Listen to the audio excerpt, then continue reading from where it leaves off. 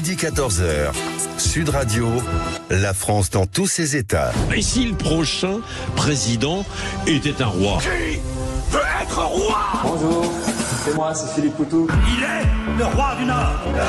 D'abord, la France n'est pas un McDonald's. Un Français sur deux est en surpoids. Vous êtes des enfants de bourgeois. J'espère que si vous êtes au pouvoir, vous laisserez parler vos opposants. Je suis le roi, c'est moi qui décide. Je suis le bruit et la fureur. Rien à foutre. Allemand, décapitation. Tu veux être roi? Non, je ne crois pas, non. Pourquoi? Pas envie. La France et son patrimoine alimentaire. Comment combattre efficacement la malbouffe au niveau institutionnel et politique? Nous allons en débattre avec Olivia Grégoire, députée de Paris, ancienne ministre, qui a réuni les états généraux de l'éducation alimentaire à l'hôtel de la C jeudi dernier. Ensuite, nous aborderons une tragédie, le procès de la petite Lola. Que d'atrocités. Pierre-Marie Sève décryptera les enjeux de ce procès et parlera de cette pétition qui demande une perpétuité incompressible pour la meurtrière de la petite enfant. On fera un tour du côté de notre carte nationale d'identité qui ne devrait plus avoir de sexe. Voilà, il y a plus qu'un homo, un homo jacobinus, sans genre. On va voir ce que ça pourrait donner. Il y a eu dans un match de foot, ils ont invité Daesh avec des termes peu amènes. Maud Koffler nous décryptera les mots charmants de cette réunion. Et puis alors il y a les princes de la cambriole qui se sont attaqués au Louvre. Est-ce que nos musées sont en sécurité? Est-ce que les bijoux de famille sont gardés? On verra aussi quels sont les enjeux. Un petit tour Paris-Saudin où il y a une charcuterie qui a pris, j'allais dire, le cochon par les oreilles pour essayer de continuer à transmettre des traditions et des savoirs alimentaires. On rejoindra un petit peu ce qu'on aura dit avec Olivier Grégoire. Et puis en deuxième heure, un face-à-face. Alors un face-à-face historique, républicain contre monarchiste. Faut-il revenir à la monarchie? Avoir un roi? Alors il y a des gens qui disent mais je croyais qu'on en avait déjà un. Ou garder notre bonne vieille république avec la souveraineté populaire qui a le dernier mot.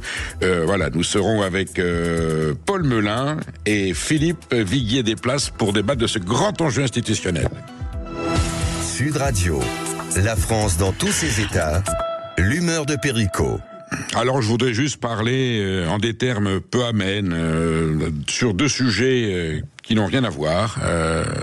Le meurtre, la mort de la petite Lola et celle de Samuel Paty, dire que nous avons en France des gens pas sérieux, j'utiliserai le terme de salauds.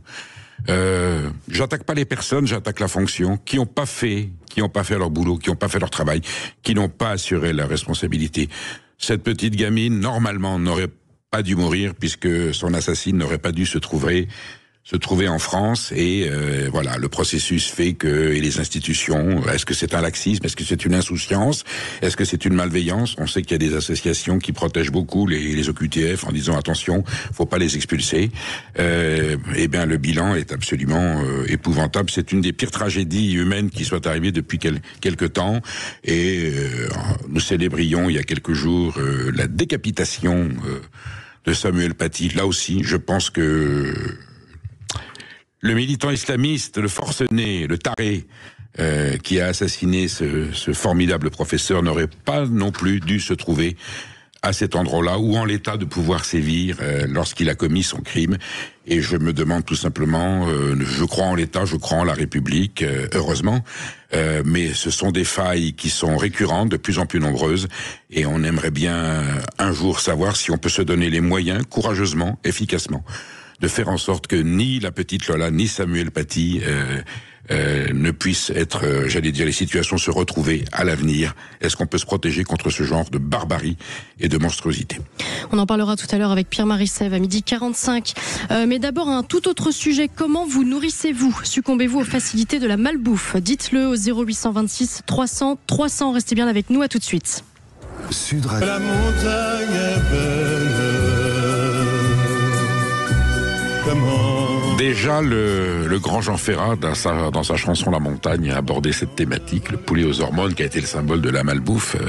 Va-t-on enfin pouvoir, en République française, quand on sait ce que cela représente pour nous, l'acte alimentaire, notre patrimoine culinaire, gastronomie, pas seulement, la façon de savoir manger, va-t-on enfin pouvoir tordre le cou à la malbouffe, dont on sait aujourd'hui qu'elle n'est pas seulement une mauvaise habitude, c'est un fléau économique et social, sanitaire, qui coûte des milliards, et puis surtout qui nous fait reculer dans notre monde culturel, dans notre univers environnemental, social, et patrimonial. Alors, en studio, j'ai le bonheur et l'honneur de recevoir Olivia Grégoire. Attention, c'est pas n'importe qui. Cette femme n'a pas sa langue dans sa poche. Députée de Paris pour Ensemble pour la République, Renaissance. Nul n'est parfait, madame la députée. Et surtout, ancienne ministre de l'entreprise, du tourisme, de la consommation et de l'économie sociale et solidaire. Olivia Grégoire connaît bien les thèmes dont nous allons débattre et elle a essayé courageusement. Je vous félicite, Madame la Ministre, d'avoir essayé, alors que vous appartenez à une majorité dont j'estime qu'elle n'a pas fait tout ce qu'elle pouvait.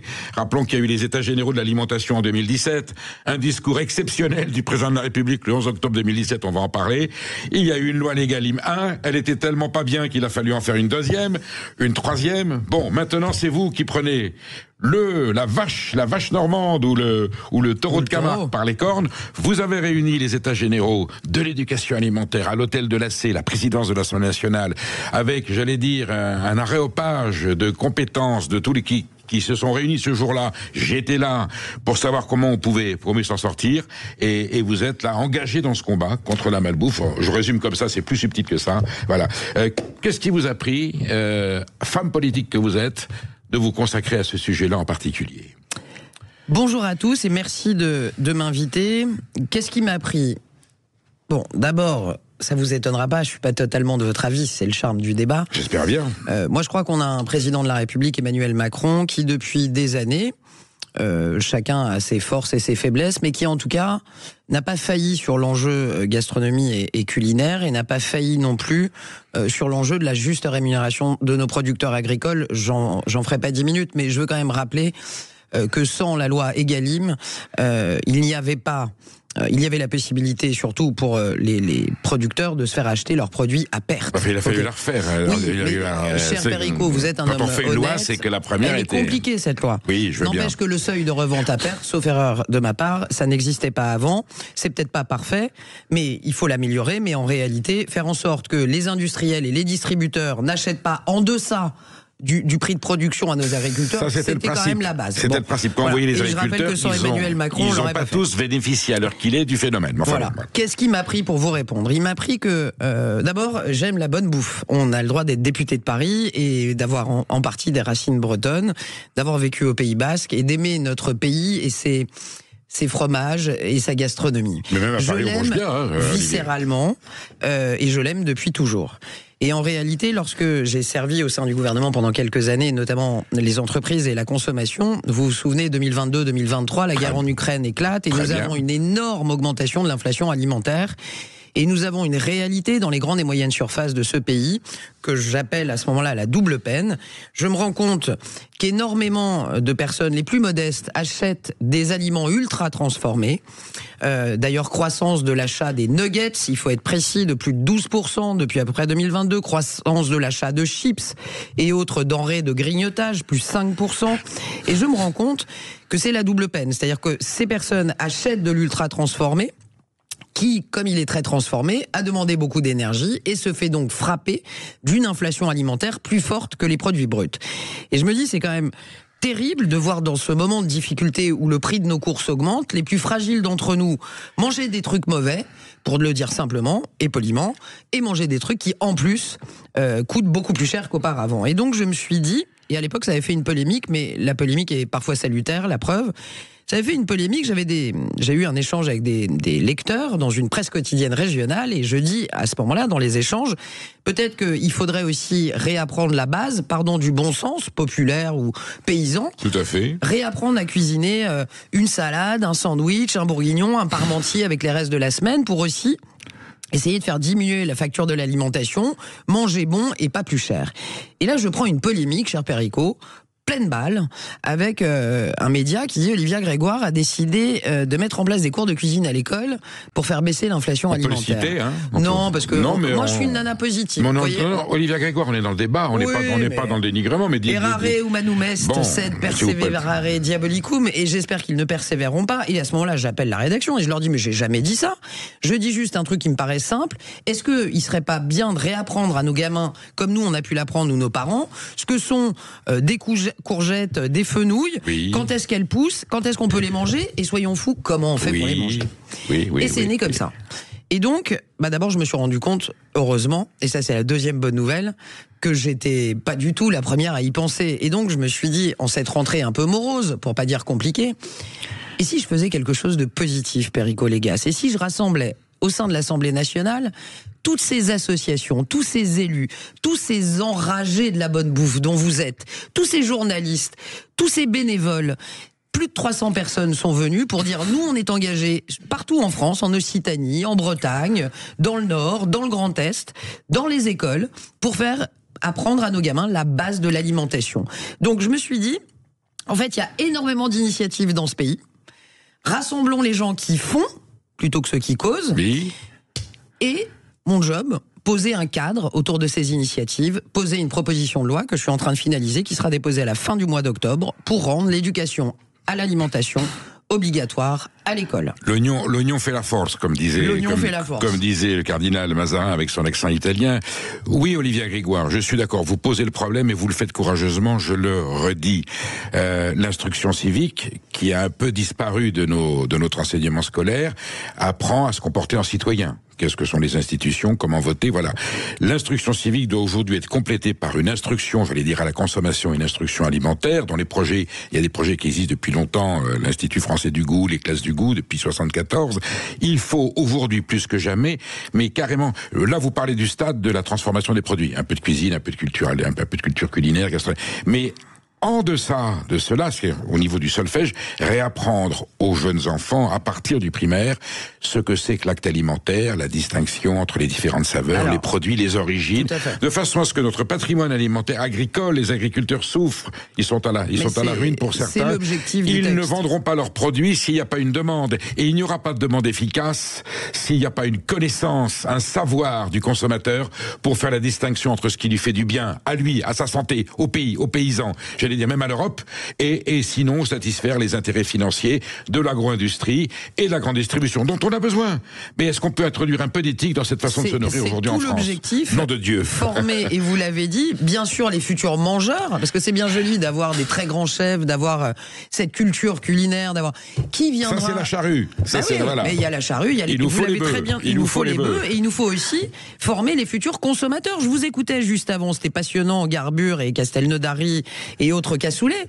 Quand j'étais ministre de la Consommation, moi je me suis battu, on a augmenté les amendes pour francisation sur des produits qui nous prenaient pour des idiots, pour rester polis, en mettant un drapeau, avec des faux labels, mais avec du bleu, blanc, rouge pour faire joli, la fausse cocarde pour et faire qui n'était absolument pas produit dans notre pays, et dont la MPA, la matière première agricole, n'était parfois même pas européenne, pour former des bons mangeurs, former des bons consommateurs. Je vais dire une chose. Une assise. Est-ce que la DGCCRF, la fameuse répression des fraudes, qui est là pour surveiller, est-ce qu'elle dispose vraiment des moyens dont elle a besoin pour empêcher que des voyous démarquent ou l'intrichent? Elle dispose des moyens. C'est pas ce que disent, hein. C'est pas ce que disent à la DGCCRF. Alors, pardonnez-moi, pour avoir été leur ministre, et je me réfère par exemple au budget de l'année dernière, il y a une très grande réorganisation, parce qu'il vous a pas échappé qu'il y a une mutation de la consommation. La DGCCRF, c'est François Fillon qui l'avait démantelé au départ, en disant qu'il y avait fallait arrêter d'emmerder les entrepreneurs. Ouais, et heureusement que c'est pas François Fillon qui a été élu, parce qu'heureusement qu'on a la DGCCRF. Pardonnez-moi, et je les salue. La critique est aisée, l'arrêt difficile. Ceux qui vont traquer dans les restos, ceux qui vous donnent à manger n'importe quoi, c'est eux. Ceux qui vont traquer sur les sites web, les arnaques, c'est eux. Ceux qui traquent l'ultra fast fashion, etc., c'est eux. Moi, la dernière fois que je les ai vus, l'an passé, ministre, il n'y avait pas de demande d'augmentation de budget, il y avait une demande peut-être de réorganisation, puisqu'ils ont affaire à des nouvelles formes de voyous sur la consommation. Mais en tout cas, c'est une administration qui bosse, et qui bosse bien. Ce qu'on voit aujourd'hui, je vais aller un peu loin, mais moi je crois que c'est même pas une épidémie, c'est une pandémie que nous avons devant nous, Perico Légas. 1 adulte sur 2 est en surpoids. 1 sur 5 est obèse. x2 l'obésité chez les adultes en 30 ans, x4 chez nos jeunes. Et imaginez, chez nos enfants, les parents qui nous écoutent, les moins de 18 ans, leur rapport quotidien en sucre, c'est 10% de leur nutrition versus 7 à 8% pour les légumes et les fruits. C'est une pandémie que nous avons devant nous. Il faut qu'on réagisse et qu'on apprenne les bases à nos enfants. Eh bien justement, on a Paul qui nous appelle de Damazan, dans la Gascogne. Il dit « Je suis producteur de fraises et de poivrons. On est le pays de la gastronomie, mais les gens ne savent plus manger. » N'est-ce pas, Paul ? Oui, bonjour Périgot, bonjour Olivia. Bonjour monsieur. Emmanuel. Donc moi je suis agriculteur, on fait des fraises, on fait des poivrons, on fait du gavage de canard, on a aussi des céréales. Donc on est dans la gastronomie. La loi Egalim, le problème de la loi Egalim, c'est qu'elle favorise les produits importés qui n'y sont pas soumis. Aujourd'hui, on est confronté à des importations massives de produits de bas de gamme qui viennent de partout et qui sont pas chers parce que eux sont pas soumis à la loi Egalim. Donc ils peuvent acheter 20 centimes le kilo, revendre 2 euros, ils font 1,80 € de marge, la grande distribution, et nous, au prix où c'est affiché, on passe pas. Oui, voilà. Bien sûr, Olivier Grégoire. Le premier problème. Alors, qu'il y ait des problèmes sur la loi Egalim, c'est certain, que c'est d'ailleurs pour ça qu'on a dû s'y reprendre à plusieurs fois. Je redis, avant la loi Egalim, il n'y avait même pas de notion de seuil de revente à perte. Donc, c'est aujourd'hui, à mon sens, un des dossiers prioritaires que devrait prendre la ministre en charge de l'agriculture. Je pense qu'on n'y est pas encore, et notamment sur le sujet que vous avez pointé, mais aussi sur les produits d'hygiène. Souvenez-vous, l'année dernière, il y avait eu un texte de loi pour empêcher les promotions sur les produits d'hygiène. Mais pour le goût, est-ce qu'on a bon espoir que le ministère de l'Éducation et de l'Agriculture puissent se mettre d'accord ? Moi, j'ai envie de vous dire une chose. C'est ça l'essentiel. J'ai envie de vous dire une chose, pour avoir beaucoup traité de ces sujets d'alimentation au Parlement. Qui trop embrasse, mal étreint. C'est une règle dans la vie, c'est une règle en politique. Quand on fait un texte qui porte sur l'alimentation au Parlement, très souvent, il y a beaucoup de députés qui veulent charger le texte de loi de 1001 choses. Total et bénéfice, on se met pas d'accord. Total et bénéfice, la loi ne passe pas. Moi, j'ai un objectif simple. Déposer une proposition de loi qui pose une chose, rendre obligatoire l'éducation à l'alimentation à l'école et permettre d'accompagner les établissements qui n'ont pas les moyens, soit pour former les enseignants à cette éducation alimentaire, soit pour rénover leur cantine. C'est prévu quand ? Elle est déposée fin octobre, elle sera, je l'espère, discutée avant la fin de l'année, mais ce que je veux dire à notre auditeur, c'est que moi je suis pas une lâche. Je ne nie pas qu'il y ait des problèmes.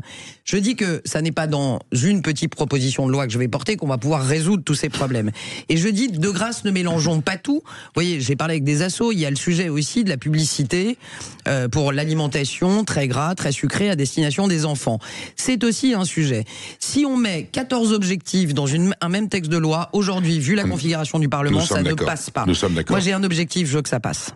Vous reviendrez en parler parce que le sujet n'est pas clos. Il ne fait que démarrer et c'est un sujet simple, plein de bon sens. Mais pour que monsieur, on puisse continuer à manger des fraises françaises et vos poivrons, encore faut-il, d'ailleurs, j'appelle nos amis distributeurs à suivre l'exemple de celui qui l'a fait. Arrêtez de vendre des fruits rouges lorsque ça n'est pas la saison. Le message est reçu. Certains distributeurs le font, pourquoi pas les autres. Merci d'être... Et promouvons nos produits fruits rouges quand c'est la saison dans nos hypermarchés. Merci pour cette prise de position, Olivier Grégoire. On vous revoit bientôt. Restez avec nous, nous allons parler du Louvre et nous allons parler du sexe sur les cartes d'identité. Sud Radio, la France dans tous ses états, les perles du jour. C'est le plus grand des voleurs. Perico, que faisiez-vous hier dimanche entre 9h30 et 9h37 ? Vous voudriez que j'avoue que j'étais au château de Versailles en train d'essayer de décrocher un tableau sur lequel il y avait une très belle scène de chasse. Aucune suspicion, bien sûr. Eh bien non, ma chère Maud. C'est l'heure à laquelle le musée du Louvre a été cambriolé. 8 joyaux de la couronne dérobés en à peine 7 minutes. Un scénario surréaliste puisque les auteurs de ce vol sont entrés à l'aide d'un monte-charge. Côté scène, en plein jour, une vitre brisée et le tour était joué. Le musée reste fermé aujourd'hui. C'est pas seulement le sujet du jour, c'est le sujet de la semaine. Je pense qu'on va en parler longtemps. C'est vrai qu'on est sur une symbolique. Notre-Dame qui s'enflamme et qui brûle, la flèche qui s'effondre. Et là, on dit, ils sont rentrés dans le Louvre avec un camion, une nacelle. Je vois pas un camion, une nacelle s'approcher de l'Élysée. On passe dedans, on séquestre le président de la République avec un alerte enlèvement. Le petit Emmanuel était vécu d'un jogging. Si vous le reconnaissez, vous ne prévenez personne. Vous voyez, non, c'est impossible à penser. Je pense que qu'à la Tour de Londres, au British Museum, au Prado à Madrid, la chose est impensable. Et si elle se produit, il y a une réaction immédiate. En tout cas, il y a des têtes qui tombent, les responsables. Et là, on est aujourd'hui dans le décryptage. Alors, on a les syndicats qui disent oui, il y a eu des baisses de budget efficacement. Et on est rentré dans le Louvre, j'allais dire peinard, avec des espèces de tronçonneuses, je ne sais pas ce qu'ils avaient comme outil. Ils ont pu rentrer par la fenêtre, mais tranquillement. Des professionnels, hein, c'est la chanson de Gentleman Cabrioleur, chantée par Jacques Dutronc, c'était Georges Descrières qui jouait le rôle d'Arsène Lupin. Ils sont rentrés, ils ont pris les bijoux de la famille royale. Et puis ils sont repartis en 7 minutes et on leur court derrière. C'est vrai que c'est surréaliste à une époque où tous les moyens de sécurité, toutes les technologies les plus pertinentes, les systèmes d'alarme, de vidéosurveillance, et on peut aujourd'hui en pleine matinée aller au Louvre, se servir et repartir. Le vrai problème, Maude, ce sont des bijoux. Moi, je parle du trésor, qui est l'enseignement historique, l'enseignement de l'histoire. Qu'est-ce que ça représente? Je vais vous dire, le plus grave, c'est que les gens disaient le collier de qui? De Joséphine, de la reine Marie-Amélie, la femme de la reine de France, épouse de Louis-Philippe. C'est qui, c'est quoi? Vous voyez, il y a une telle déperdition de valeur, une telle déperdition de connaissances et de savoir sur l'enseignement de l'histoire qui est devenu quelque chose de monstrueux dans l'éducation nationale. On en a parlé souvent sur cette antenne, l'ignorance historique des jeunes, voilà. Et aujourd'hui, c'était des bijoux dans une vitrine. Et puis on est venu les chercher. C'est à l'image de la France. Cette scène est à l'image de la France. Alors maintenant, ça y est, c'est la panique générale. Je pense que les autorités compétentes sauront prendre les mesures pour que ça ne se reproduise pas. Mais je redis que dans d'autres démocraties aussi respectables que la nôtre, les gens qui ont été insouciants et peu responsables auraient évidemment payé de leur fonction ce manque à leur devoir. Alors en tant que encore plus bas, Perico, si vous vous sentez radiateur ascendant chèvre, c'est-à-dire ni homme ni femme ni membre de la communauté LGBTQI+, eh bien bonne nouvelle, la France Insoumise a déposé une proposition de loi pour lutter contre les inégalités.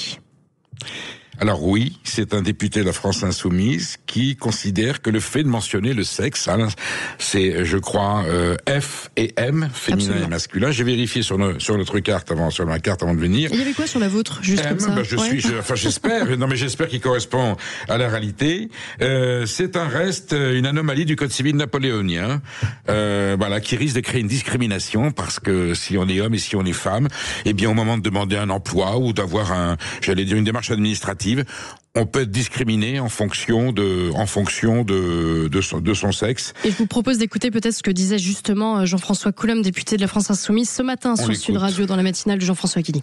Eh bien, la mention du sexe sur la carte nationale d'identité, c'est une sorte d'anomalie, c'est un héritage en quelque sorte du Code civil napoléonien qui prévoyait qu'il y ait une distinction de droit entre les hommes et les femmes, étant donné que déjà à l'époque et pendant ensuite de nombreuses décennies, de siècles, eh bien, il a persisté une différence de droit entre les hommes et les femmes.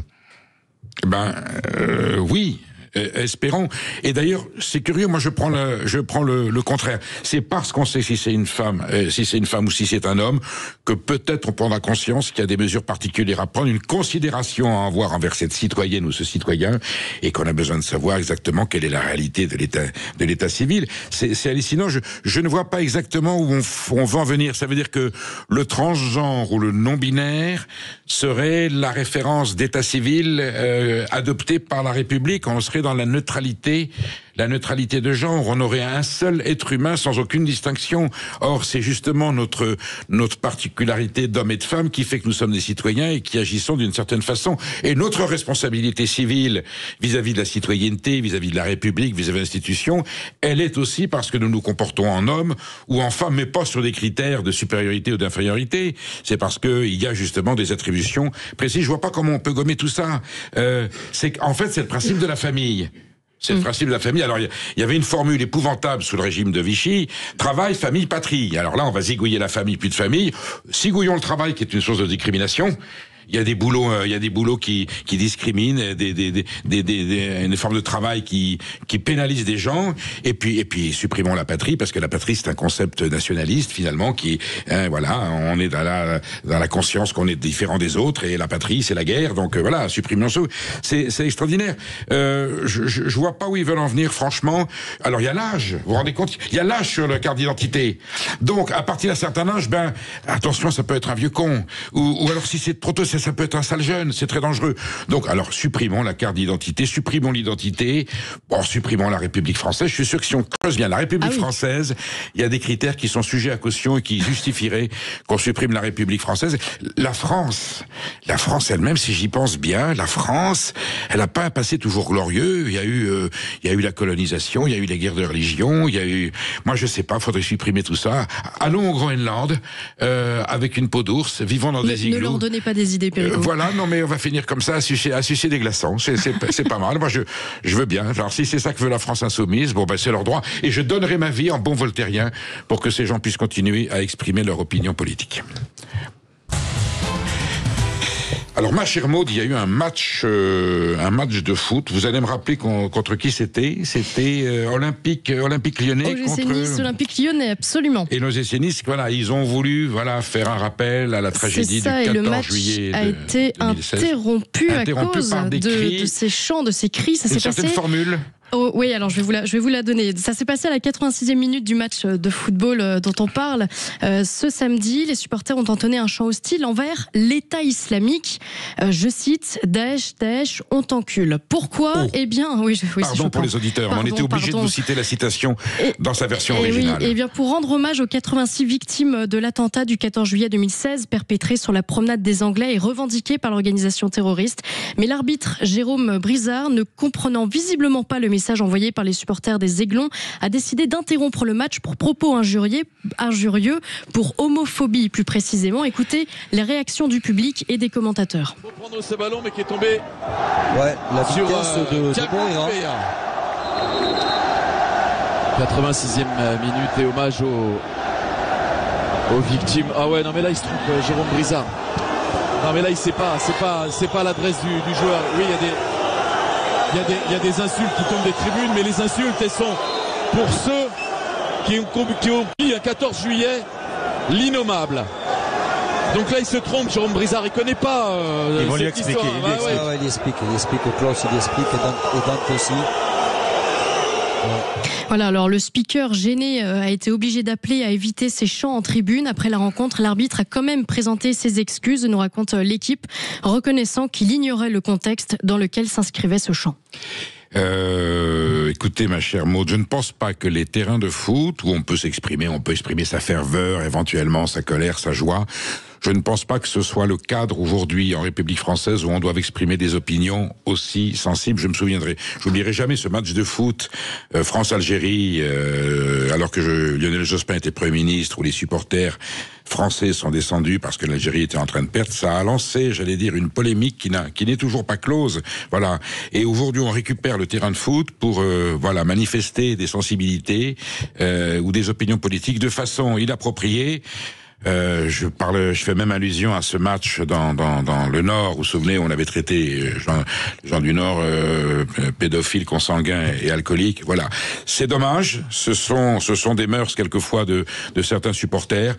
Il faut absolument le prescrire. Ce qui s'est passé à Nice le 14 juillet 2016 est une tragédie vraiment épouvantable, ce camion qui s'est lancé dans la foule, et on ne réglera pas le problème, on ne résoudra pas les souffrances que cela suppose en lançant des invectives de ce genre à connotation sexuelle dans un match de foot qui est un match où l'on vient se rassembler au nom du sport et non pas au nom de règlements de compte idéologiques. Voilà ce qu'on avait à dire vous et moi sur ce fait divers qui est quand même révélateur d'une crispation. Il y a des gens qui en peuvent plus et qui profitent de la moindre occasion pour manifester leur indignation, leur colère et leur souffrance. Eh bien, la forme est importante. Sur le fond, on peut s'exprimer. Sur la forme, ce n'est pas comme ça que l'on doit faire. Surtout, vous restez avec nous. On va parler d'un sujet, épouvantable. Moi, je suis papa, je suis père de famille. Le meurtre, la mort de la petite Lola dans des conditions atroces. Et nous serons avec Pierre-Marie Sève qui va nous décrypter les dessous du procès et l'enjeu à savoir est-ce que cette criminelle mérite la perpétuité, la prison à vie, une perpétuité incompressible. Vous nous retrouvez et on va en débattre, je vais dire sereinement, parce que c'est un sujet extrêmement douloureux.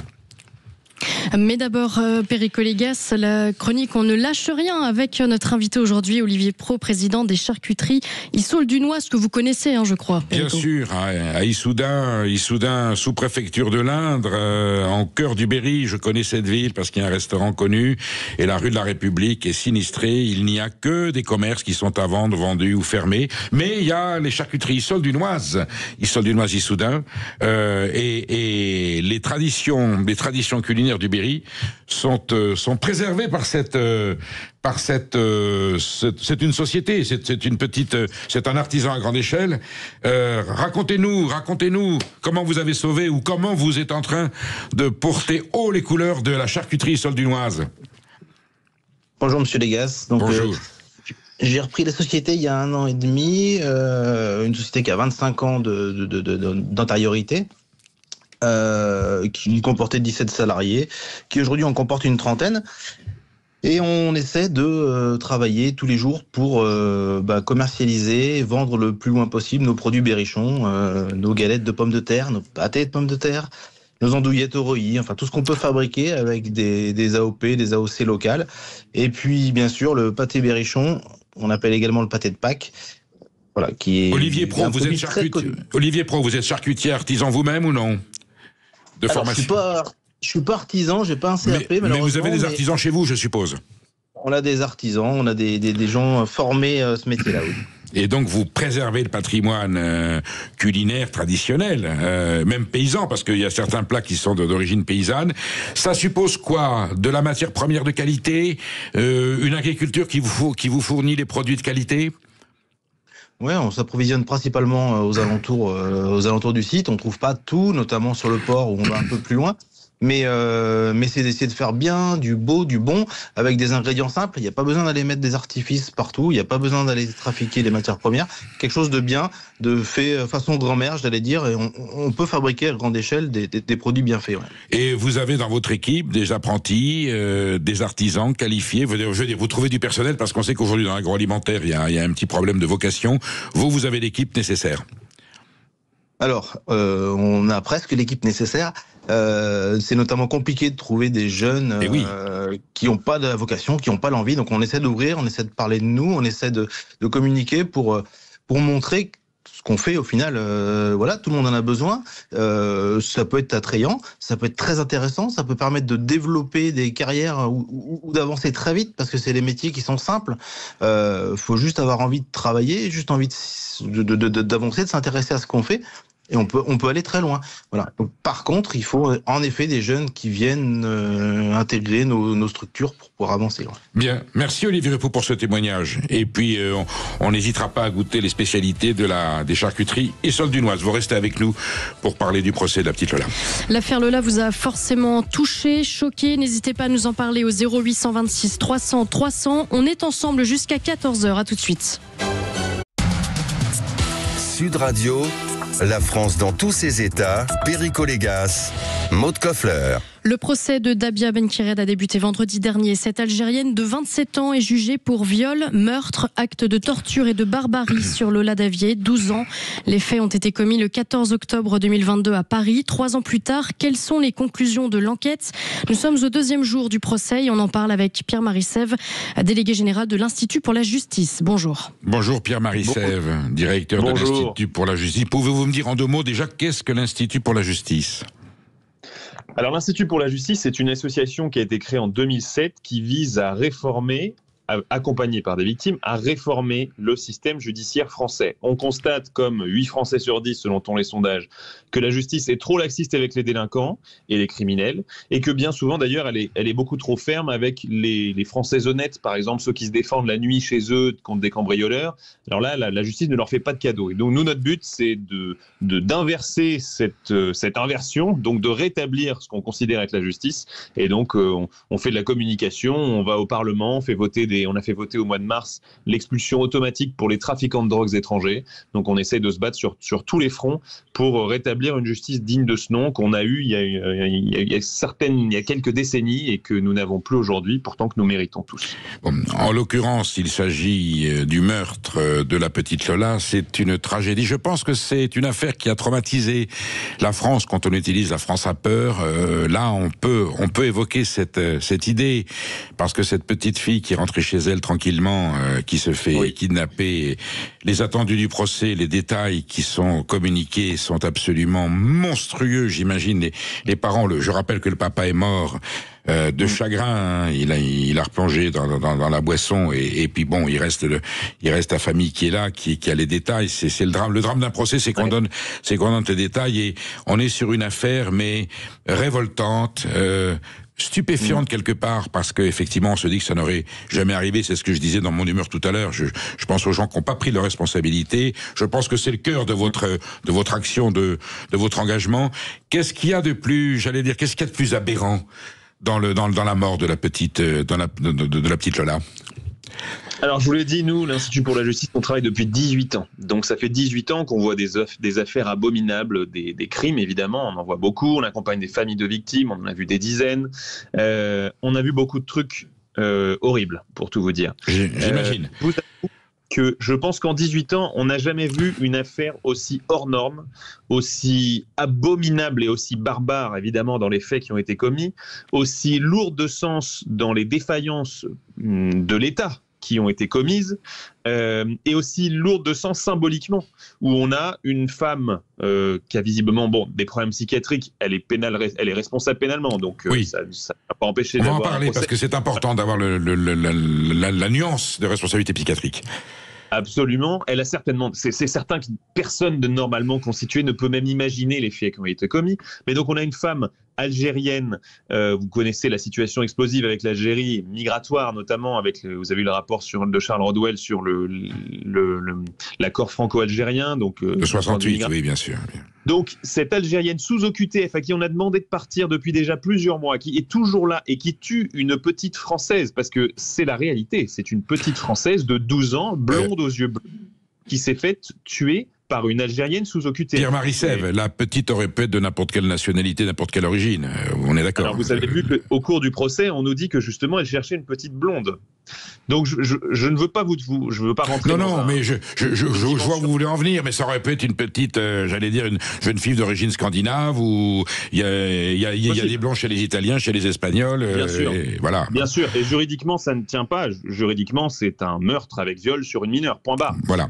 Mais symboliquement, tout de même, je vous dis, c'est pas un hasard si cette affaire a tant choqué la France. Elle a choqué la France entière. Tout le monde en France a entendu parler de ce meurtre abominable. Moi, j'ai des gens dans ma famille qui sont de gauche, qui sont encore ultra choqués et qui suivent le procès avec une grande attention parce qu'ils considèrent que c'est une affaire qui mérite l'attention de tout le monde. Tous les parents se sentent Pierre-Marie SF, tous les parents se sentent concernés. J'ai une jeune fille qui avait l'âge de Lola à ce moment-là, et on se voit tous à la place des parents confrontés à une telle abomination. Complètement. Moi-même, j'ai des enfants jeunes, et c'est certain qu'une fois, en plus, quand on a des enfants, quand on lit, vous avez certainement lu, là aujourd'hui c'est sorti, donc le médecin légiste est passé à la barre de la cour d'assises. C'est atroce. Pierre-Marie Sève, c'est atroce. J'en discutais avec la ministre. Dites-le, Pierre-Marie Sève. Oui, moi je pense que les lésions vaginales et anales, désolé de dire ces mots, mais c'est la réalité, sont tellement profondes qu'on ne sait pas si un objet a été utilisé. La petite Lola a été laissée pour morte après avoir été frappée très violemment la tête. Elle lui a scotché, Dabia Benkirel lui a scotché le visage pour qu'elle meure asphyxiée, avant de lui donner des coups de ciseaux pour être bien sûr qu'elle soit morte. Sur une petite fille de 12 ans. C'est abominable. On est dans la barbarie totale. Voilà, on est face à une vraie barbare. Et donc, au final, il faut que la justice réponde présente. Et la justice a l'occasion de répondre présente, puisque la France possède une peine très rarement prononcée, qui a été prononcée moins d'une dizaine de fois, qui s'appelle la perpétuité incompressible, qui propose de mettre en prison une personne jusqu'à la fin de ses jours, avec une possibilité éventuelle de lever l'incompressibilité au bout de 30 ans, avant que peut-être dans un deuxième temps on ait une libération conditionnelle, mais ça n'a jamais été fait pour le moment, il n'y a jamais eu de libération de cette perpétuité incompressible, et ça prendra de toute façon plusieurs décennies. Eh bien, nous pensons, à l'Institut pour la justice, nous pensons que cette peine, qui est très rarement encourue, elle est encourue cette fois, elle doit être prononcée par la cour d'assises, mais vous le savez, s'il y a un jury populaire, c'est lui qui décidera de la peine qui sera prononcée. Mais est-ce qu'il y a le moyen juridique que l'incompressibilité soit définitive et irréversible? Est-ce qu'il y a une formule juridique qui le permette? Non, malheureusement, la peine la plus sévère dans le code pénal, c'est celle que je vous ai décrite, à savoir que l'incompressibilité peut être levée au bout de 30 ans, mais c'est très lourd. Hein, oui, mais elle peut être maintenue. C'est ma question. Est-ce qu'elle peut être maintenue si elle peut être relevée? Elle peut être maintenue. Ah oui, oui. Voilà, c'était ma question. Je me suis mal exprimé peut-être. Voilà, est-ce qu'elle peut être maintenue? Une possibilité de la lever, mais ça sera décidé par des psychiatres et par des magistrats. Donc c'est une possibilité de la lever, et la possibilité de lever l'incompressibilité, ça ne veut pas dire libération, ça veut dire peut-être dans un deuxième temps une libération conditionnelle. Mais tout ça est au conditionnel, il y a une dizaine de condamnations à la perpétuité incompressible, il n'y a jamais eu de libération pour le moment. On a Michel Fourniret qui est mort en prison, heureusement, et puis on a eu là toute une salve de terroristes liés au Bataclan qui ont été condamnés, comme Salah Abdeslam, à cette perpétuité incompressible. Pierre-Marie Sèvres, vous réclamez cette perpétuité incompressible. Ça a rouvert un débat, cette affaire quand même, et notamment par l'intermédiaire du média Libération. Vous êtes sans doute tombé sur cet article et sur ce titre. Surtout, soyons fidèles à la parole de Robert Badinter pour ne pas succomber en gros à la facilité de réclamer la peine de mort. Alors la peine de mort, on le sait, a été abolie. On ne fera pas un débat en 2 minutes sur Sud Radio aujourd'hui, mais vous, qu'est-ce que vous avez pensé de ce titre peut-être? Et qu'est-ce que vous pensez tout court de ce débat qui refait surface? Bon, ce titre, il est indécent, même si on n'est pas favorable à la peine de mort. Il est indécent parce qu'il appelle à revenir sur, à reparler de quelque chose qui a été déjà réglé. Donc, vous mettez-vous à la place de la victime quand on se détourne un peu du sujet. On est d'accord. On est d'accord. Exactement. Oui. Ça tourne complètement à côté du sujet. Le sujet d'Abia Ben-Kiret, c'est de la condamner le plus durement possible en l'état actuel du droit. Je rappelle que, et ça on en parle souvent, si on rétablissait la peine de mort demain, ça ne s'appliquerait pas à l'affaire Lola, puisque la loi n'est pas rétroactive. Donc, ce qui s'applique à Dabia Ben-Kiret, c'est la perpétuité incompressible qui existe dans notre droit depuis les années 90. Donc, moi, sur ce débat très rapidement, je peux vous dire que même dans les années qui précédaient l'abolition de la peine de mort, il y avait de moins en moins de condamnations à mort. Donc, de toute façon, on ne peut pas dire que ça sortait de nulle part, même si on peut en discuter. Moi, je pense qu'il faut discuter de ce sujet-là. On doit discuter de tout en démocratie, mais il y en avait de moins en moins. Et sur le temps long, de décennie en décennie, on avait moins de condamnations à mort. C'est dire l'atrocité du crime, Pierre-Marie Sèvres, pour que ce débat ressorte. Parce qu'on se dit, est-ce qu'à un moment donné, où des individus de ce genre, comment les neutraliser totalement? Et évidemment, il y a des gens qui se disent, et pourtant c'est interdit, et c'est ainsi que la France l'a décidé. Mais c'est vrai qu'on n'a qu'une pensée: comment neutraliser cette personne qui est alors, quel est le degré psychiatrique? Elle est irrécupérable. Oui. Elle a été reconnue pénalement responsable, et donc d'avoir un discernement qui n'était ni altéré ni aboli par 3 experts psychiatres. Donc, elle n'est pas complètement folle. En tout cas, elle n'est pas assez folle pour être irresponsable pénalement et pour éviter la prison. Si elle avait été reconnue irresponsable pénalement, elle aurait été dans une unité pour malades difficiles. Bien sûr. Ce qui était une espèce d'hôpital psychiatrique prison. C'est pas très agréable non plus. Donc, son degré psychiatrique, visiblement, elle n'est pas assez folle pour éviter le procès.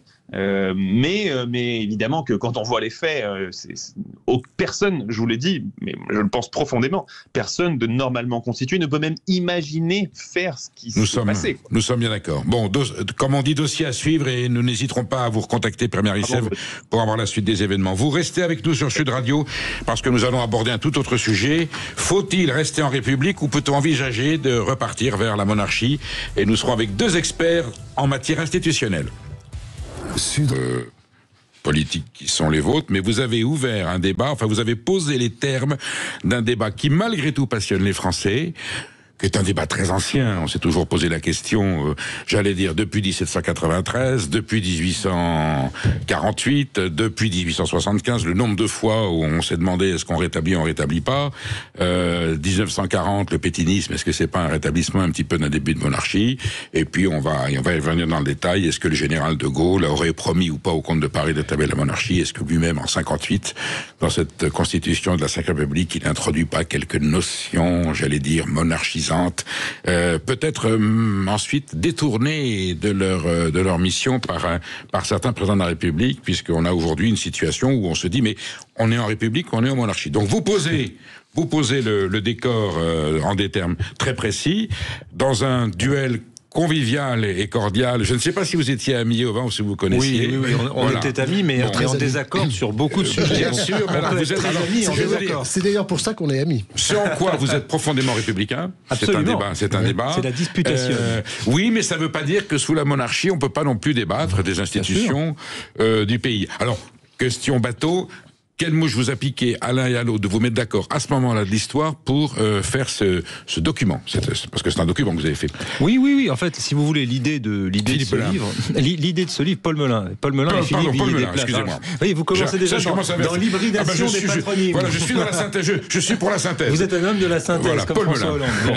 Non, alors on a vraiment, avec Philippe, vous savez, le point de départ de ce livre, c'est qu'on dialogue. Et ça, c'est un art d'abord qui est très français. Quelles que soient vos opinions politiques, vous soyez de droite, de gauche, du centre, d'extrême droite, d'extrême gauche, républicain, monarchiste, on aime débattre en France, et y compris quand on n'est pas d'accord. Et parfois même, on aime s'engueuler. C'est vous savez, l'image d'Épinal d'Astérix et Obélix du village gaulois, où tout le monde se met sur la figure et finit autour d'un grand banquet en mangeant du sanglier. Le banquet républicain. Voilà. Et ça, le banquet républicain, ça c'est mon goût à moi. Donc c'est très français, et avec Philippe, on avait cette habitude, tout en n'étant pas toujours d'accord, de dialoguer, de discuter, et souvent, on n'est pas aussi de la même génération. Avant d'écrire ce livre, je lui disais, mais Philippe, comment tu peux encore être monarchiste, demander le retour du roi en 2025? C'est quelque chose, mais je le disais pas comme un truc rhétorique pour être méchant avec Philippe, je le disais parce que je me posais sincèrement la question, moi qui ai baigné dans une enfance plutôt de gauche, républicaine, sociale, laïque, universaliste, etc. Je me disais, enfin, c'est quand même fou. Et en même temps, j'avais une sorte de fascination pour l'Ancien Régime, pour l'Empire, le Premier Empire et le Second Empire. On voit là, il y a eu le vol au Louvre des bijoux et de la couronne de l'impératrice Eugénie qui, par chance, a été retrouvée. C'est une histoire qui nous berce la reine tous. Marie-Amélie. Oui, bien sûr, mais ce sont des histoires, des imaginaires qui nous bercent tous, qu'on soit républicain ou monarchiste. Et donc, on a voulu écrire ce livre, Et si le prochain président était un roi pour justement entretenir ce dialogue. Moi, comme un procureur de la République, quelqu'un qui défend les idées de la République, et Philippe, un procureur de roi, je vais laisser Philippe le présenter lui-même, mais en tout cas, ce qui m'a plu chez Philippe, c'est que ce n'est pas un monarchiste caricatural. C'est pas, vous savez, la monarchie de droit divin, comment est-ce qu'on va museler le peuple, etc. C'est une monarchie constitutionnelle. Oui, il serait pas venu. Oui, mais voyez, non, mais c'est important de le dire et de tordre le cou à certains préjugés, parfois, de gens qui prennent tous les monarchistes pour des passéistes, des conservateurs ou des réacs. C'est pas le cas de Philippe. Alors Philippe Villiers-Desplages, est-ce que vous audissiez depuis longtemps, vous attendiez la situation opportune pour pouvoir remettre ce sujet sur le devant de la scène? Est-ce que vous considérez aujourd'hui que l'évolution ou la régression de nos institutions républicaines justifie qu'on puisse calmement et sereinement ouvrir ce débat? Alors il y a deux questions sur l'origine du livre. Je suis un peu le casse-pied des fins de dîner qui parle pendant des heures à mes amis de la possibilité d'un roi et de cette partie-là de l'histoire de France. Et ce qui m'a intéressé chez Paul, c'est qu'il en ignorait beaucoup de choses. Et je trouve que c'est assez intéressant, car les jeunes de sa génération ignorent beaucoup de choses de l'époque récente de la monarchie. Ils connaissent tous Louis XIV, ils connaissent tous. Mais dès que vous parlez du comte de Chambord, du comte de Paris, etc., là, on se retrouve dans une espèce de grand désert. Et votre débat est un cours d'histoire très important. Je recommande aux profs de lire et aux élèves, parce qu'on apprend beaucoup de choses sur la République et la monarchie. Voilà. Alors ensuite, évidemment, il y a une opportunité les événements servent énormément notre propos. Imagine-t-on ce que serait aujourd'hui la France si on avait un roi? Parce qu'il y a une grande obsession qui pollue tout le débat politique français, cette obsession, c'est l'élection présidentielle. Oui. Si nous étions une monarchie, ça fait déjà longtemps qu'Emmanuel Macron serait parti, à la manière des Anglais qui ont mis dehors Margaret Thatcher, sans pour autant que le parti de Margaret Thatcher retourne devant les élections. Ils ont simplement changé Margaret Thatcher contre John Major. Donc on aurait aujourd'hui le parti du président de la République qui serait Premier ministre sous une monarchie, serait parti, il y aurait eu un nouveau Premier ministre qui l'aurait remplacé, et les choses n'en seraient pas, on ne serait pas dans un blocage institutionnel comme celui dans lequel on est aujourd'hui. Donc je pense qu'il y a une vraie pertinence et les événements, malheureusement, parce qu'on ne le souhaite pas, car Paul et moi, on a deux regards très différents sur nos institutions, mais on est quand même tous les deux réunis par un sincère amour de la France à travers nos racines familiales, à travers nos environnements sociaux, etc.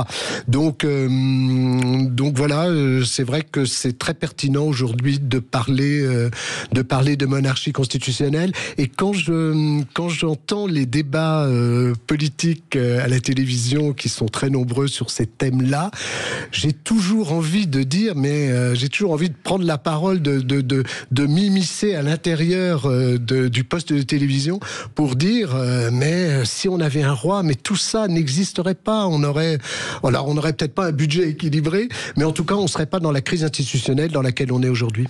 Paul Melun, est-ce que vous estimez que la République étant arrivée à un point de polémique, de contestation acceptable, que Philippe Viguier déplace et l'opportunité pour pouvoir suggérer, de dire maintenant moi j'ai le remède, ça va pas, j'ai le remède. Alors vous dites non, c'est impossible, et pourtant il y a débat, vous avez accepté le débat. Oui, Pourquoi vous avez accepté le débat? Je l'ai accepté pour une raison toute simple, c'est que tout aussi fervent républicain que je sois, je constate qu'il y a en France un inconscient monarchiste qui n'a pas été réglé.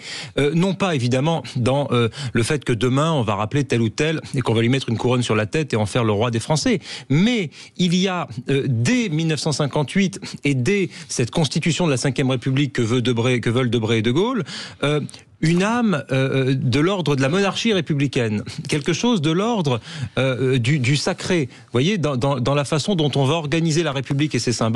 Et vous avez qu'à voir, je peux donner un exemple tout bête qui parlera tout de suite à nos auditeurs, vous avez qu'à voir le défilé du 14 juillet avec le président de la République à l'arrière d'une Jeep avec le chef d'état-major des armées qui salue la foule comme la reine d'Angleterre dans son carrosse. Moi j'ai connu la limousine avec le président de la République debout, en tenue, avec la garde républicaine à cheval devant et derrière. Je me souviens de Pompidou avec le bandeau en travers, bien sûr. De Gaulle dans la déesse décapotables. Sauf qu'aujourd'hui, il n'y a plus personne pour applaudir. Alors ça, c'est très triste d'ailleurs. Ça, c'est la deuxième partie du problème. Ils sont à la télé. Non, j'ai lu votre... C'est pas parce qu'ils sont pas sur les Champs-Élysées qu'ils sont pas derrière leur télé. Mais vous avez raison, autrefois il y avait, mais aujourd'hui les moyens visuels. Est-ce que... J'apporte une précision sur laquelle vous allez apporter votre jugement. Est-ce que la grandeur de la France, par principe historique, ancienne, n'implique pas que le représentant de la France, que le souverain ou le chef d'État soit quelqu'un de glorieux? Ah oui, parce que, est-ce que président de la République, est-ce que ça suffit? Pourtant ça l'est depuis 1875. Est-ce que ça suffit pour représenter la France? Alors on a eu quelques personnages qui n'étaient pas Armand Fallières, Émile Loubet, ensuite on a eu des gens plus... Est-ce que les Français ne demandent pas pour les représenter au sommet de cet État, de cette nation, qu'elle fût monarchie ou république, quelqu'un qui est imposant, qui est impressionnant? C'est pas le problème de la... Oui, vous avez raison, mais c'est pas le problème de la République, ça c'est le problème des hommes. On a besoin de grands hommes. Vous dites on est en République monarchique. Est-ce que ça n'appelle pas à ce que la fonction soit très solennelle? Non mais vous savez, le général de Gaulle, il donne au président de la République tous les moyens institutionnels, et même jusqu'au décorum, du fort de Brégançon au palais de l'Élysée, en passant par l'escorte présidentielle, il y a toute l'attirail, pour parler de façon un peu triviale, pour un monarque républicain. Mais après, le reste, c'est de la responsabilité de l'homme ou de la femme. Ou vous vous comportez comme un monarque républicain, François Mitterrand par exemple l'a très bien fait. Ou alors, on parle de Nicolas Sarkozy en ce moment pour d'autres raisons, vous faites comme Nicolas Sarkozy, c'est-à-dire le président de l'hyper-présidentialisme, du président bling-bling, du président qui parle à la presse people, ou alors, comme François Hollande, vous êtes le président qui est en polo sur la plage à côté du fort de Brégançon, ou alors, comme le président Macron, vous recevez McFly et Carlito, les youtubeurs à l'Élysée. Mais les présidents détricotent eux-mêmes très bien leurs fonctions. Et ça ne veut pas dire qu'il faut mettre par terre la Ve République parce que vous avez des présidents qui n'incarnent plus la fonction. Philippe Viguier-Desplaces, est-ce que la République, elle a quand même une certaine classe et elle a quand même des protocoles et des cérémoniaux qui sont dignes de l'institution? Alors je suis d'accord avec Paul pour relever le fait qu'effectivement les présidents de la République savent très bien détricoter l'image de la fonction. Il y a un paradoxe français. Ce paradoxe, il est que à la fois les Français recherchent effectivement une figure tutélaire et qu'ils ont eu assez peu l'occasion d'en trouver dans l'histoire récente. Mais il y a aussi une passion de l'égalitarisme. Et cette passion de l'égalitarisme, elle nuit beaucoup à la possibilité d'une restauration. Et d'ailleurs, c'est un des débats sur lequel on a avec Paul les plus grandes disputes, entre guillemets, c'est sur celui de l'hérédité. Parce que l'hérédité heurte évidemment le sentiment d'égalitarisme. Et ça, l'hérédité, c'est vraiment une valeur profondément républicaine qui a été ancrée dans l'histoire de France, notamment par la Troisième République, qui a mené une campagne de dénigration sans précédent contre la monarchie, au point d'ailleurs d'en exiler ses représentants jusqu'à 1956, ce que tout le monde a oublié. Mais jusqu'en 1956, il y avait des Français qui n'avaient pas le droit de rentrer en France. Mais enfin bon, ça c'est un autre débat. On va y venir. Liberté, hérédité, fraternité. Ouais. On rouvre le débat dans quelques instants. Vous restez avec nous pour la suite de cet échange. Parlons vrai. Parlons vrai. Midi 14h, Sud Radio, la France dans tous ses états, le fait du jour. Nous sommes avec Paul Melun et Philippe Viguier-Desplaces et nous dissertons très républicainement sur la raison pour laquelle la France pourrait ou pas redevenir une monarchie. On va revenir sur cet instant important. Le général de Gaulle arrive au pouvoir en 1959, une fois que la Constitution de 58 a été approuvée. Et dès 1962, il réforme l'élection du président de la République qui jusqu'à présent était élu par un collège. Il n'était pas en suffrage universel direct. Et là, il dit, c'est le peuple qui va élire son président de la République au suffrage universel. Je suis le représentant du peuple français. Et c'est vrai que cette élection est devenue l'instant le plus fort et la référence de toutes les ambitions politiques, l'élection du président de la République au suffrage universel. Je pense que vous m'accorderez l'idée que c'est un plébiscite tel que Napoléon III l'a conçu en 52, et c'est bien ça que recherche le général de Gaulle, le plébiscite qui fait que le peuple souverain transmet sa souveraineté à un homme. Oui. Philippe Viguier, est-ce que c'est pas là que commence est-ce que c'est pas là que les ennuis commencent, à partir de cette élection, qui aujourd'hui, du coup, est contestée parce que ça donne un tel pouvoir au président de la République qu'il a un comportement quelquefois monarchique? Alors moi, déjà, dans le livre, il y a notamment un des chapitres où on évoque le rôle du peuple et on évoque d'ailleurs cet épisode en 62, quand après le référendum, il y a l'élection du président de la République au suffrage universel direct. Moi, je crois que c'est véritablement une forme de transmission de pouvoir républicaine, pacifiste, un mandat qui est donné par le peuple au président de la République avec la force du suffrage. Et ça, si vous voulez, ça vaut tous les sacres du monde. C'est-à-dire que vous avez un président de la République qui est investi d'une puissance populaire qui s'appelle la majorité.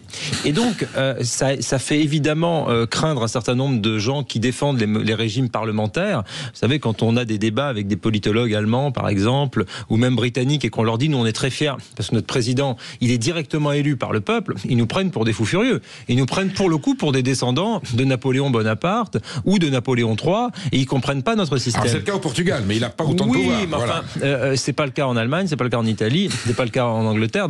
Dans beaucoup de grands pays qui sont à côté de nous, ça ne se passe pas comme ça, même en Espagne.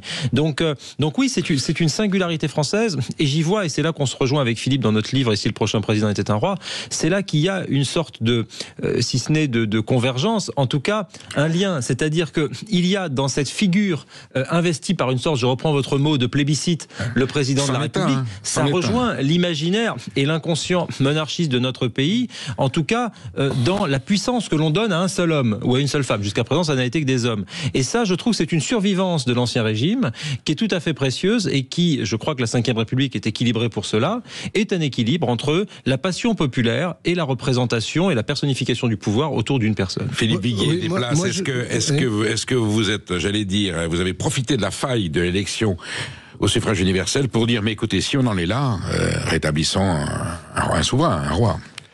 Alors, vous allez très vite en besogne et pour les raisons que je vous ai évoquées tout à l'heure, c'est difficile d'imposer la figure d'un roi en France. C'est difficile pour au moins deux raisons. J'ai utilisé le mot souverain. Oui, vous voyez, le mot souverain. Mais c'est difficile pour deux raisons. D'ailleurs, je suis un peu en porte-à-faux avec ce que vient de dire Paul Melun. Parce que pour moi, l'avenir de la monarchie, c'est une monarchie constitutionnelle où précisément le roi est un porte-drapeau. C'est-à-dire le roi est la figure tutélaire du pays, ce n'est pas un partisan, ce n'est pas un objection, etc. Et la quatrième. Raymond Poincaré et Vincent Auriol ont été de bons présidents qui portaient le drapeau et du coup ça ressemblait à ce que c'était c'était une présidence constitutionnelle. Vous voyez ce que je veux dire? Oui, mais sauf que ils n'avaient pas la force du roi. Sauf que d'abord ils n'avaient pas la force du roi et sauf que les institutions n'étaient pas les mêmes. Aujourd'hui, on est vraiment dans une crise profonde où et là je rejoins Paul Melun, où il n'y a plus de confiance dans personne. C'est-à-dire qu'il n'y a... et d'ailleurs, c'est complètement fou, parce que là, il y a eu ce vol de bijoux, là, hier. De bijoux royaux et impériaux. De bijoux royaux et impériaux. Et j'entendais ce matin la ministre de la Culture, Rachida Dati, sur un poste de télévision, qui disait, sur une chaîne de télé, qui disait, sur une matinale, qui disait, mais on sent une détresse chez les Français parce que c'est quelque chose qui les touche. C'est-à-dire qu'aujourd'hui, la seule chose qui peut rassembler les Français, c'est un incendie, celui de Notre-Dame, c'est un vol, celui des bijoux de la couronne, et c'est un match de football. On n'a aucune autre façon de se réjouir d'être français et de se rassembler autour d'un homme. C'est incroyable. Et le grand avantage de la monarchie, c'est que, regardez au Royaume-Uni, quelle que soit l'origine de ceux qui votent au Royaume-Uni, ils se sont toujours rassemblés derrière leur reine pendant plus de 70 ans. Ça n'a pas empêché les Belges de mettre 160 jours avant de trouver un gouvernement, alors qu'il y avait un roi qui était là pour... mais je suis d'accord avec vous, mais en attendant, la Belgique ne s'est jamais effondrée à cause de la présence du roi. Et le roi est très utile.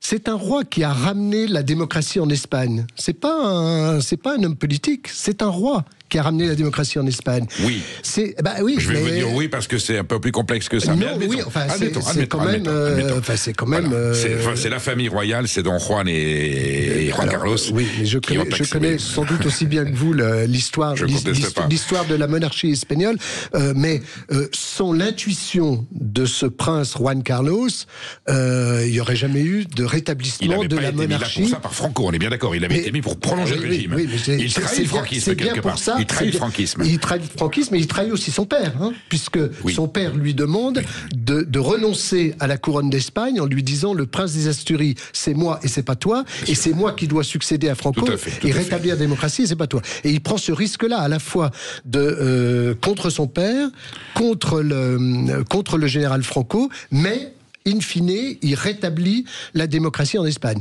Il n'y a pas beaucoup dans l'histoire contemporaine récente d'hommes qui, dans de telles conditions, ont ramené la liberté après une dictature. Ou le roi Constantin en 67 qui accepte la dictature des colonels. C'était en 67. Là, je vous parle c'était marché constitutionnel. Voilà. Donc ça dépend. Effectivement, je reconnais qu'il a arbitré.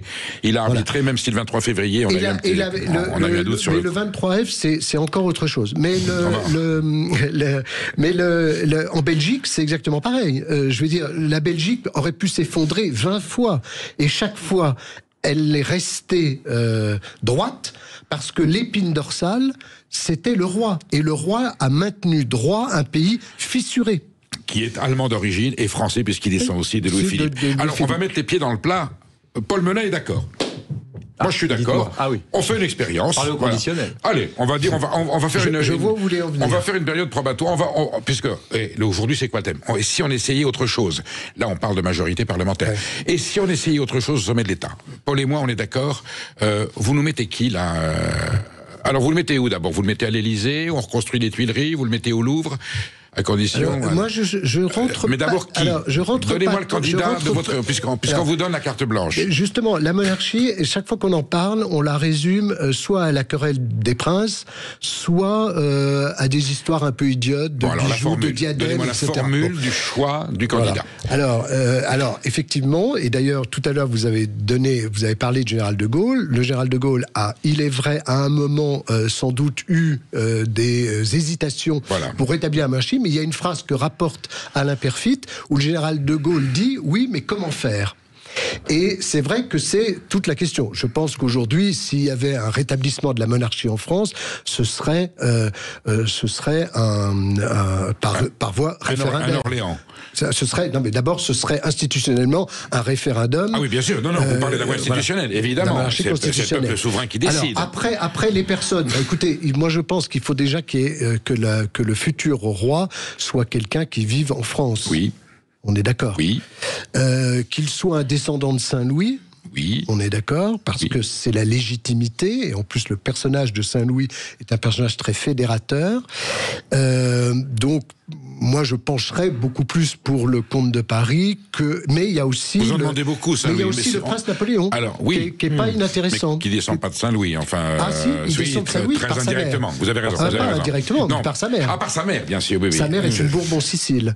Donc, il a presque autant de légitimité que le comte de Paris, dont la mère est une Wurtemberg, donc il y a 50% de sang allemand et 50% de sang français. Alors, vous offrez 3 options. Une option bonapartiste. Voilà, alors, il y a l'option. Et les 2 options monarchistes, c'est le descendant de la famille d'Orléans, c'est-à-dire du frère de Louis XIV, monsieur, dont Louis-Philippe Ier a régné, et aujourd'hui c'est Jean de France, duc d'Orléans, ou l'autre option, on descend directement de Louis XIV par son petit-fils Philippe V, le duc d'Anjou, qui est roi d'Espagne, qui a renoncé au trône, mais on sait que ça n'a pas de valeur juridique en termes de droit dynastique, et qui est représenté aujourd'hui par qui serait Louis XX, donc Louis de Bourbon-Martinez-Bordiou, dont on rappelle qu'il est simplement l'arrière-petit-fils du général Franco. Ce qui est une difficulté supplémentaire, et puis, là encore, il vit en Espagne, il a épousé la fille d'un banquier d'Hugo Chavez, qui est vénézuélienne, et ses enfants ne sont pas éduqués en France. Et il est duc d'Anjou. Il vient de temps en temps quand même. Hein. Il vient de temps en temps, il est très fidèle, et d'ailleurs le personnage est sympathique, et je ne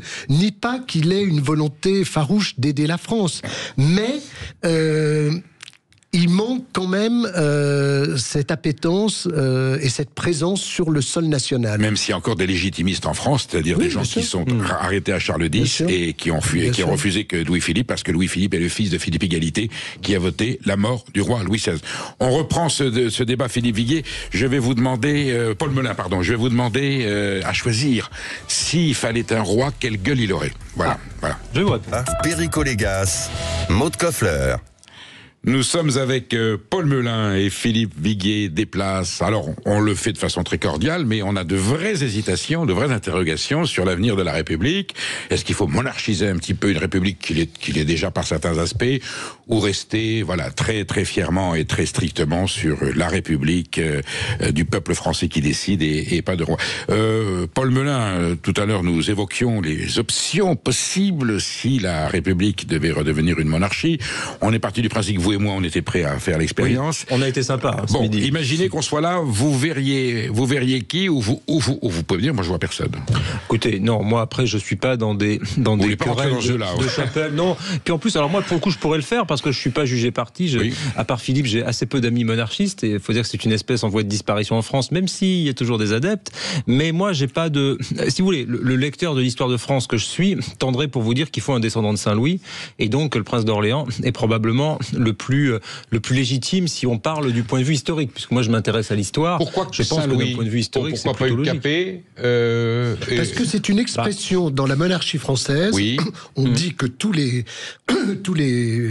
les descendants des rois de France, ils recevaient autrefois le titre de petit-fils de Saint-Louis. Nous sommes d'accord, mais il y en a un autre quand même depuis, qui est Henri IV, qui a incarné une monarchie ouverte de la paix, de la conciliation, mort assassiné. Voilà, et ça tombe bien parce que les deux prétendants auxquels on fait allusion, monarchiques, descendent d'Henri IV. Oui, absolument. Non, mais voilà, après, si vous voulez, moi, la réinvention de notre régime, pour moi, ne passe pas par le rétablissement de la monarchie et par la présence d'un roi. C'est tout l'objet de ce livre. C'est pour ça qu'on a mis « Et si le prochain président était un roi ?»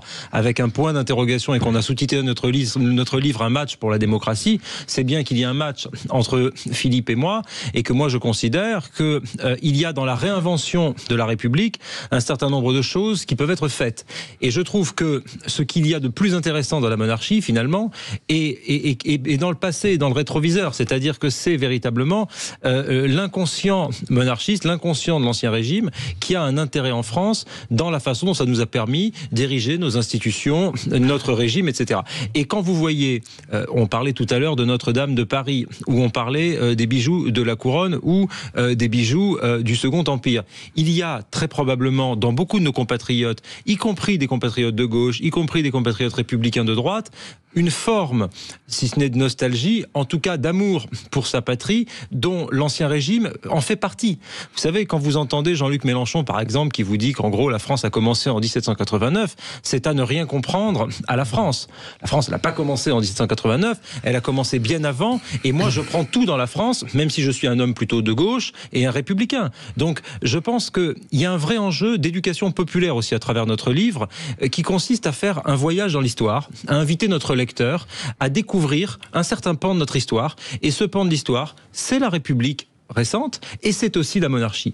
Et c'est dans les liens, il y a même un chapitre qui est assez intéressant dans le livre qui a été écrit par Philippe, sur les liaisons entre la République et la monarchie, entre la Ve République et la monarchie, parce que on a voulu mettre une sorte de mur entre les deux, totalement imperméable, alors qu'il y a eu des mouvements de va-et-vient, l'un a nourri l'autre, et ça c'est quelque chose qui est très important. Et donc on veut vraiment dans le livre tordre le cou à ce préjugé de l'imperméabilité entre la République et la monarchie.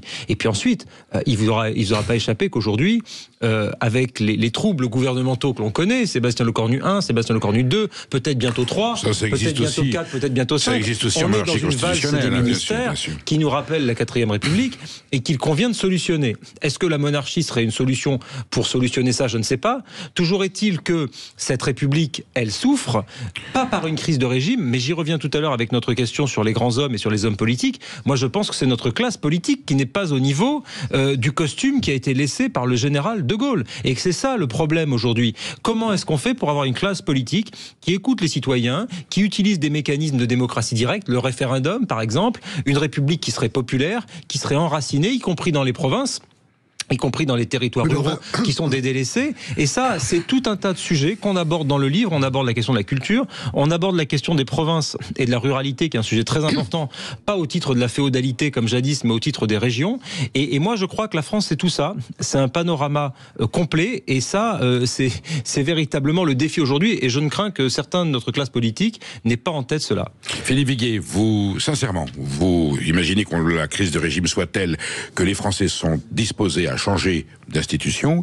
Vous pensez qu'un système monarchique constitutionnel, donnez-nous plutôt quel type de modèle par rapport à ce qui existe, pourrait aujourd'hui, j'allais dire, faire évoluer la paix civile en France et redonner à cette grande nation l'énergie et la légitimité qu'elle a dans l'histoire? Oui, parce que, alors, moi, là où je suis encore en porte-à-faux avec Paul Melun. Mais c'est le but du livre, je vous signale, être en porte-à-faux. Mais c'est un match. Mais là où je suis pas trop d'accord avec ce que vient de dire Paul Melun, c'est que précisément, là encore, le monarque que j'espère est un monarque constitutionnel, donc il n'a pas les mains dans le cambouis, il ne regarde pas faire une sous le référence capot. précisément Voilà. À la fin du livre, vous faites l'inventaire des monarchies constitutionnelles avec attribution. Ça ressemblerait plutôt à quelle monarchie? Alors ça ressemblerait à la monarchie belge, dont la constitution qui date de 1830 est une constitution constitution qui a fait référence dans toutes les monarchies qui se sont construites après. Né d'une révolution, je vous signale, la Belgique. Oui, émeute après un opéra contre l'occupation hollandaise, et ça aboutit à la monarchie. Oui. Je vous rappelle que c'était un roi de France qui devait être désigné. Louis-Philippe n'a pas osé. Oui. Il a donné sa fille à Léopold de Saxe-Cobourg-Gotha. Léopold Ier. Et ça devait être aussi un Allemand. Et mais voilà, pour moi, c'est la Constitution qui se rapprocherait façon belge. Alors, il fait quoi le président de la République chez vous? Le roi. Alors, il nomme le Premier ministre en fonction des... Alors, il nomme le Premier ministre, mais il peut aussi aider à l'organisation de l'organisation d'un gouvernement. Oui, il promulgue les lois. Il n'est pas sacré. C'est-à-dire c'est un roi laïque et il est intronisé entre guillemets au Parlement. Comme Louis-Philippe. Comme Louis-Philippe, exactement. Avec les 4 symboles. Voilà. Exactement. Mais c'est bien le peuple souverain qui le désigne roi des Français. Et c'est le président de l'Assemblée nationale belge, le président du Parlement, qui le désigne, qui le proclame. Qui le confirme. Voilà. Nous avons un royaliste. Il est reparti. On va le revoir. Il s'appelle Gérard. Il appelé de Bayeux. Il y a un petit problème de connexion. On va le revoir.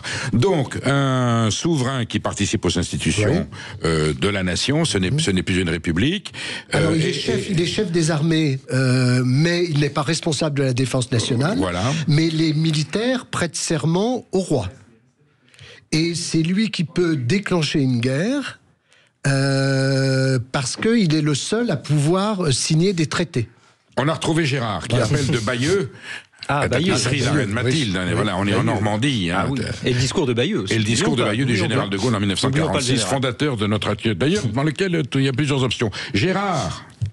Oui. Gérard, est-ce que vous estimez qu'on pourrait aujourd'hui, dans la chanson de Brassens, que la tête de Marianne roule par terre, et puisque, alors sans décapiter personne, j'entends bien, et est-ce qu'on pourrait retrouver un roi de France aujourd'hui à Paris qui mettrait un petit peu d'ordre dans ce bordel institutionnel? Bien sûr.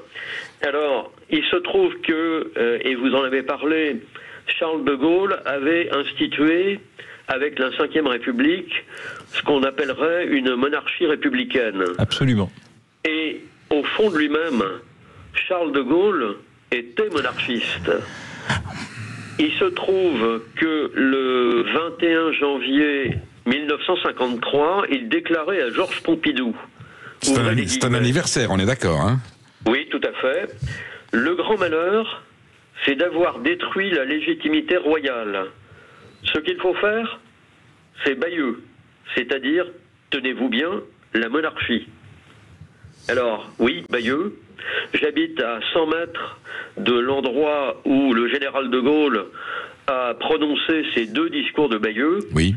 Et en particulier le second du 16 juin 1946, oui, où il a jeté les bases de la future constitution de la Ve République. Voilà.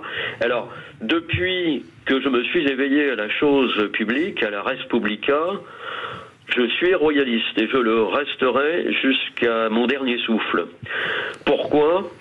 Parce que le roi, en France, avec le peuple querelleur que nous connaissons, ça remonte à des lustres et des lustres, eh bien le roi, par sa fonction d'arbitre, peut faire taire les intérêts partisans.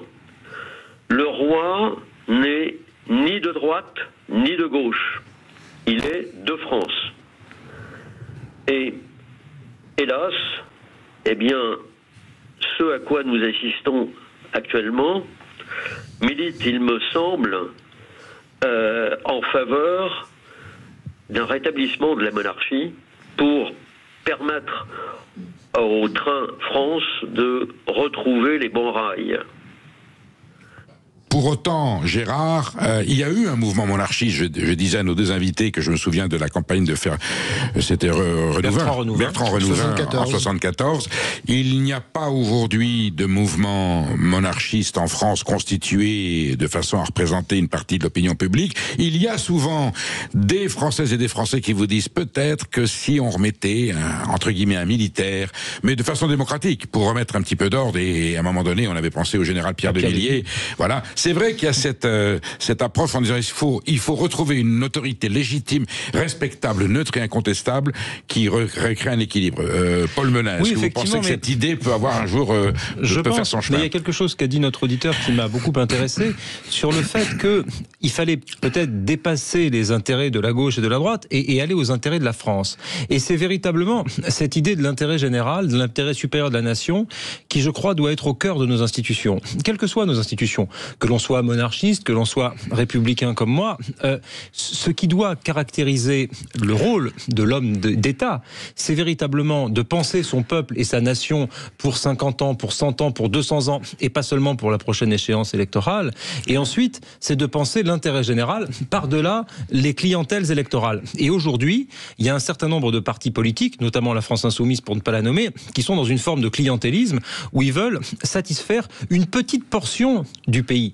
Et ça, c'est presque l'américanisation de la vie politique française. Aux États-Unis, vous savez, on calcule quartier par quartier. Il y a des entreprises d'ailleurs qui font ça, qui sont payées, c'est des histoires de gros sous, pour aller flaguer, pour identifier des quartiers qui votent républicains ou qui votent démocrates, et ensuite leur servir exactement le discours qu'ils veulent, comme si on était des représentants de McDonald's ou de Coca-Cola. C'est pas ça la politique française. La politique française, c'est une promesse émancipatrice qui dépasse les cadres des partis politiques et qui s'adresse à la nation tout entière. Que vous soyez des villes, des campagnes, musulmans, chrétiens ou juifs, que vous soyez pauvres ou riches, etc., etc. Et cette notion de dépassement des clivages, peut-être Philippe nous dira qu'elle doit passer par un roi. Moi, je pense qu'elle doit passer par la République, mais par une République qui sait justement dépasser ces clivages. Alors, République monarchique ou monarchie républicaine, c'est un petit peu l'enjeu du débat. On y revient dans quelques instants avec nos deux invités, avec nos deux experts.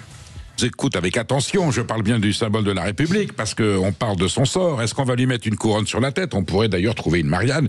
On parle de roi, ça peut être une reine. Bien sûr. Il y a des femmes formidables aujourd'hui qui pourraient être des reines. Je suis sûr d'ailleurs que Philippe Viguier Desplaces, si vous aviez précisé que ça peut être aussi une femme, peut-être que votre projet serait plus accepté. Je crois que par l'opinion publique. Bien sûr. Alors, bon, votre livre passe, évidemment, évoque beaucoup de choses. Les privilèges, l'hérédité, la stabilité institutionnelle, on en a parlé, la grandeur de la France, qu'est-ce qu'elle est préservée. Je voudrais qu'on vienne sur la laïcité et la culture. Il y a le décorum qui quand même aujourd'hui est important. On a dit qu'il y avait dans le décorum et dans les fastes de la République quelque chose qui avait une connotation monarchique. Philippe Viguier Desplaces, je voudrais vous poser une petite question. Page 36, je trouve, à propos de Félix Faure, pour qui la pompe passe avant tout, offre 7 grands dîners ainsi que 2 balles pour lesquels sont lancées 7000 invitations. Félix Faure, pour qui la pompe passe avant tout. Est-ce qu'il y a un petit clin d'œil coquin, ou vous l'avez fait sans vous rendre compte? Il mourut pompé. Voilà, je rappelle seulement que... C'est le seul président de la République qui a voulu imposer, c'est assez drôle, un uniforme de président de la République. Et il en a présenté le dessin au Conseil des ministres qui, effaré, lui a dit, il en est tout à fait hors de question, le président de la République aura un uniforme civil. Et il avait même des uniformes, c'était un président qui était très élégant, des uniformes pour la chasse.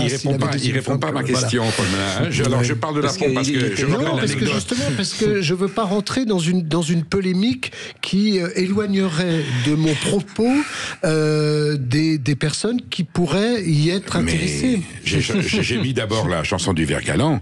Les rois avaient une libido très forte, un sex-appeal formidable. Les présidents de la République, on en a connu quelques-uns, je ne vais pas citer non, qui avaient aussi un talent séducteur. Et Félix Faure recevait sa petite amie, sa compagne à l'Élysée, épectase, c'est-à-dire crise cardiaque au moment de l'acte sexuel. Il meurt. Le commissaire de police arrive tout de suite, l'anecdote est restée célèbre, et il dit: est-ce que le président a toujours sa connaissance? Et le concierge répond: non, elle est passée par la porte de derrière. Et Georges Clémenceau dit: il se prenait César, et il a fini pompé, on a compris la lésion. Donc voilà, il y avait quand même des présidents de la République qui, sous la troisième et la République, troisième et quatrième République, avaient quand même le sens du décorum. Au-delà de l'anecdote, ce qui fait la force d'un roi, c'est pas l'uniforme.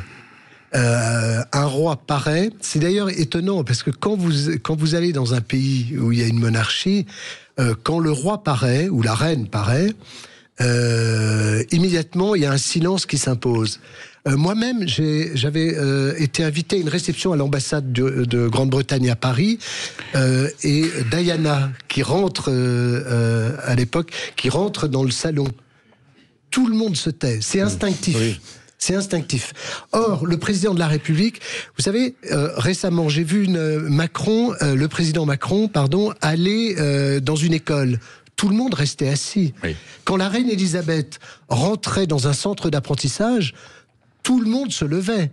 Quand le roi Felipe d'Espagne, qui est pourtant un jeune roi, qui a une cinquantaine d'années, rentre dans un centre où il y a des jeunes, tout le monde se lève. Oui, c'est instinctif. Donc en fait, la pompe, finalement, ça c'est vraiment un travers républicain.